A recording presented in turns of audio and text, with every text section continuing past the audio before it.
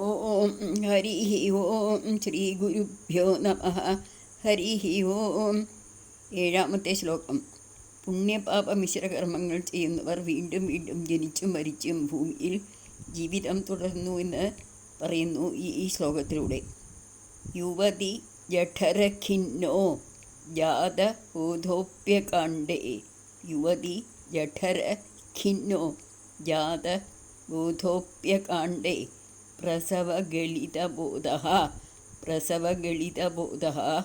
പീഡയോല്ലംഘ്യ ബാല്യം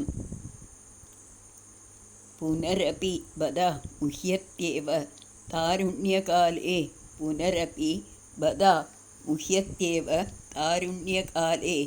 കപിലതനുരിതി ത്വം ദേവഹൂത്यै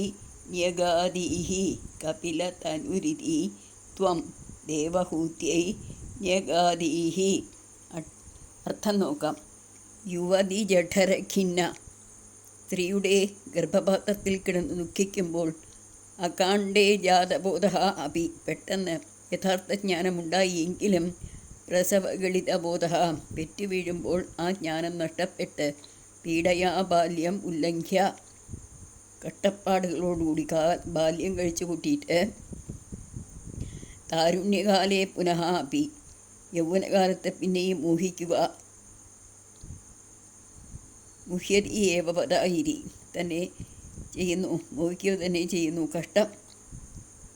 ഇതി, ഇപ്രകാരം കപിലതനുഹു, കപിലസ്വരൂപനായ ത്വം, അങ്ങ് ദേവഹൂതിയോട് ന്യഗാദീഹി, അരുളി ചെയ്തു.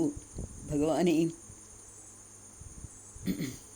ഗുരുവായൂരപ്പ, ഒരു ജീവൻ അമ്മയുടെ ഗർഭപാത്രത്തിൽ പോയി അവിടെ ഇരിക്കുമ്പോൾ യഥാർത്ഥ ജ്ഞാനം വരും.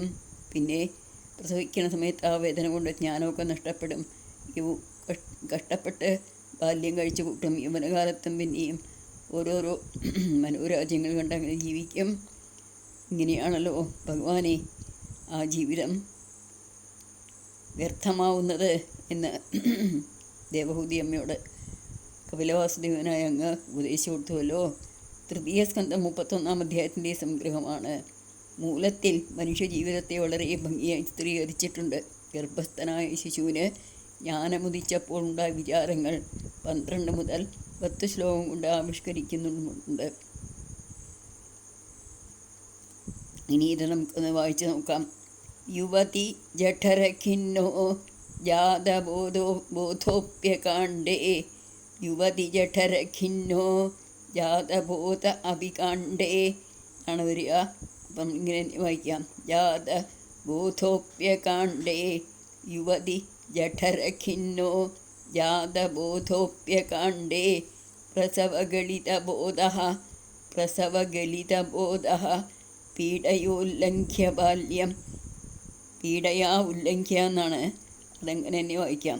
പീഡയോല്ലംഘ്യ ബാല്യം പുനരപിബത മുഹ്യത്യേവ താരുണ്യകാലേ. പുനരപിബത മുഹ്യതി ഏവ താരുണ്യകാലേ കപിലതനുരിതി ത്വം ദേവഹൂത്यै ന്യഗാദീഃ.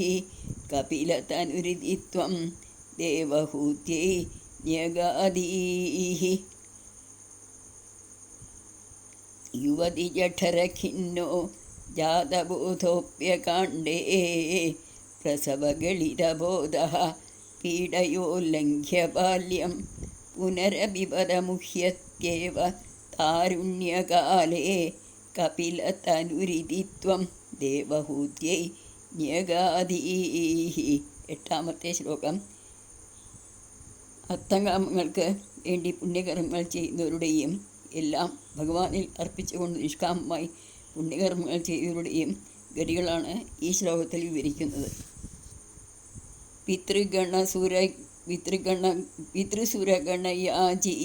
പിതൃസുരഗണയാജി ധാർമ്മികോ യോ ഗൃഹസ്ഥഃ സ ച നിപതതി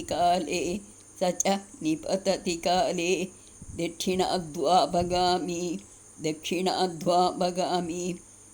മയി നിഹിതം അകാമം കർമ്മധൂതപദാർത്ഥം മയി നിഹിതം അകാമം കർമ്മധൂതപദാർത്ഥം കപിലതനുരിതിത്വം കപിലതനുരിതിത്വം ദേവഹൂത്യൈ യഗാധീഹി. അർത്ഥം നോക്കാം.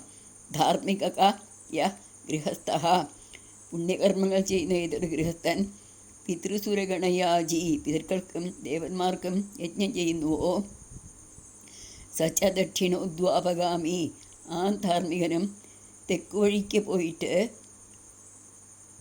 കാലേ നിപതതി, പുണ്യം ക്ഷയിച്ചു വരുന്ന കാലത്ത് അധപ്പതിക്കുന്നു. മയി നിഹിതം അകാമം, എന്നിൽ സമർപ്പിച്ചുകൊണ്ട് ഫലേച്ഛ കൂടാതെ. കർമ്മതു ഉദക് പദാർത്ഥം, ചെയ്യുന്ന കർമ്മമാകട്ടെ വടക്കൻ വഴിക്കുള്ളതാണ്. ഇതി കപിലതനുഹൂത്വം, ഇപ്രകാരം കപിലസ്വരൂപനായ ഇന്ദിരുവടി ദേവഹൂത്യൈ യഗാദീഹി, ദേവഹൂതിയോട് അരുളി ചെയ്തു. പുക രാത്രി കർത്തപക്ഷം ദക്ഷിണായനം എന്ന വിധത്തിൽ തെക്കൻ വഴിക്ക് പോയാൽ ചന്ദ്രലോകത്തിൽ ചെന്ന് സുഖിക്കാം. പുണ്യം തീർന്നാൽ ഭൂമിയിലേക്ക് മടങ്ങിപ്പോരണം. വെളിച്ചം പകൽ വെളുത്തപക്ഷം ഉത്തരായണം എന്ന വിധത്തിൽ വടക്കൻ വഴിക്ക് പോയാൽ സൂര്യലോകത്തിലൂടെ ധ്രുവപദം വരെ ഉയർന്ന് മുക്തി പ്രാപിക്കാം. മടങ്ങിപ്പോരേണ്ടി വരില്ല. ധനത്തിനും സുഖത്തിനും വേണ്ടി ദേവന്മാർക്ക് യാഗവും പിതൃകൾക്ക് ശ്രാദ്ധവും മറ്റും ചെയ്യുന്ന ധാർമ്മികനായ ഗൃഹസ്ഥൻ തെക്കൻ വഴിക്ക് യാത്ര ചെയ്യുന്നു. പുണ്യാവസാനത്തിൽ താഴേക്ക് തന്നെ വരുന്നു. ഫലേച്ഛ കൂടാതെ വേദവിഹിതങ്ങളായ കർമ്മങ്ങൾ അനുഷ്ഠിക്കുന്ന പുണ്യവാൻ വടക്കൻ വഴിക്ക് പോയി മുക്തി പ്രാപിക്കുന്നു. അവനൊരിക്കലും അധപ്പതനമില്ല. 6, 7, 8 ശ്ലോകങ്ങളെ കൊണ്ട് കർമ്മങ്ങളുടെ സ്വഭാവവും ഫലവുമാണ് വിവരിച്ചത്. പാപകർമ്മങ്ങൾ ചെയ്താൽ നരകം, പുണ്യകർമ്മങ്ങളും പാപകർമ്മങ്ങളും രണ്ടും ചെയ്താൽ കർമ്മങ്ങൾക്കനുസരിച്ച് പുനരപി ജനനം, പുനരപി മരണം, പുനരപി ജനനീ ജഠരേ ശയനം എന്ന ക്രമത്തിൽ അവസാനമില്ലാത്ത സംസാരയാത്ര. ഫലേച്ഛയോടുകൂടി പുണ്യകർമ്മങ്ങൾ മാത്രം ചെയ്താൽ സ്വർഗം, നിഷ്കാമമായി ഈശ്വരാർപ്പണ ബുദ്ധിയോടുകൂടി പുണ്യകർമ്മങ്ങൾ ചെയ്താൽ മോക്ഷം എന്നാണ് വ്യവസ്ഥ. ഇവയിൽ 4ാമത് പറഞ്ഞ വിധം കർമ്മം ചെയ്യുന്നവരത്രേ കർമ്മയോഗികൾ. അവർക്ക് ഭക്തി വേണം താനും. അതിനാൽ ഭക്തിയോഗം തന്നെയാണ് ജ്ഞാനയോഗത്തെക്കാളും കർമ്മയോഗത്തെക്കാളും ശ്രേഷ്ഠം എന്ന് താല്പര്യം. അതും കൂടി ഇവിടെ നമുക്ക് പറഞ്ഞു തരികയാണ് നമ്മുടെ ഭട്ടതിരിപ്പാട്. ഇതൊക്കെ 4ാമത്തെ ദശകത്തിൽ നല്ലപോലെ വിവരിച്ച് പറഞ്ഞിട്ടുണ്ട്. ഒന്നും കൂടി പറഞ്ഞു തരികയാണ്. ഇന്ന് നമുക്ക് ഒന്ന് വായിച്ച് നോക്കാം. പിതൃസുരഗണയാജി ധാർമ്മികോ യോ ഗൃഹസ്ഥഃ, പിതൃസുരഗണയാജി ധാർമ്മികോ യോ ഗൃഹസ്ഥഃ, സ ച നിപതതി കാലേ ദക്ഷിണാദ്വാപഗാമി, സ ച നിപതതി കാലേ ദക്ഷിണോദ്വാപഗാമി. മയി നിഹിതം അകാമം കർമ്മധൂതക് പദാർത്ഥം, മയി നിഹിതം അകാമം കർമ്മധൂ ഉദക് പദാർത്ഥം. കർമ്മധൂ ഉദക് പദാർത്ഥം, അതാണ് കർമ്മധൂതക് പദാർത്ഥം. കപിലതനുരിതിത്വം ദേവഹൂത്യൈ ന്യഗാദീഹി, പിതൃസുരഗണയാജി ധാർമ്മികോ യോ ഗൃഹസ്ഥഃ, സ ച നിപതതി കാലേ ദക്ഷിണാദ്വാപഗാമി. മയി നിഹിതമകാമം കർമ്മധൂതക് പദാർത്ഥം കപിലതനുരിതിത്വം ദേവഹൂത്യൈ ന്യഗാദീഹി. സർവത്ര ഗോവിന്ദനാമ സങ്കീർത്തനം. ഗോവിന്ദ ഗോവിന്ദ.